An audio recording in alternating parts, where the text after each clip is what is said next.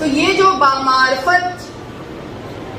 شجاع ترین فرد ہے عباس،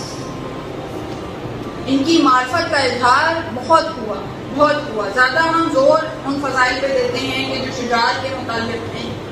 مگر عباس وہ ہیں جن کو معصوم نے کہا کہ عباس فقیہ تھے، عالم تھے، اپنے وقت کے عالم تھے، فقیہ تھے،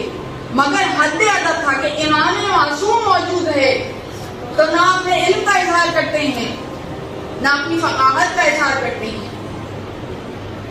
تو یہ عباس ہمیں سکھلا رہے ہیں کہ امام معصوم کی موجودگی میں اطاعت کا کیا قرینہ ہوتا ہے. جب ہم چاہتے ہیں کہ اطاعت قائم آل محمد سیکھیں تو ہمیں عباس سے سیکھنا چاہیے کہ وقت کے امام کی اطاعت کس طرح ہوتی ہے، کس طرح ہوتی ہے. اور اتنی طاقت ہونے کے باوجود، اور اس کے بعد ہم یہ دیکھتے ہیں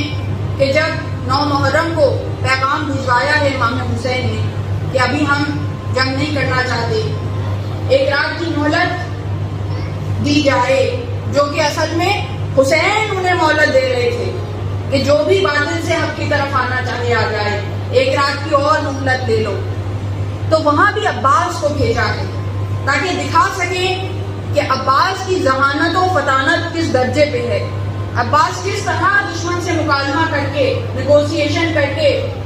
اپنا مقصد حاصل کر سکتے ہیں. تو فقط یہ نہیں ہے کہ شجاعت ہے، زیادہ تر شجاع لوگ وہ ہوتے ہیں کہ بس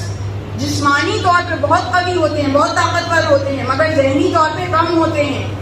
مگر یہ گھرانہ وہ گھرانہ ہے جہاں شجاعت بھی ہے، جہاں علم بھی ہے، حلم بھی ہے، ذکاوت بھی ہے، ذہانت بھی ہے.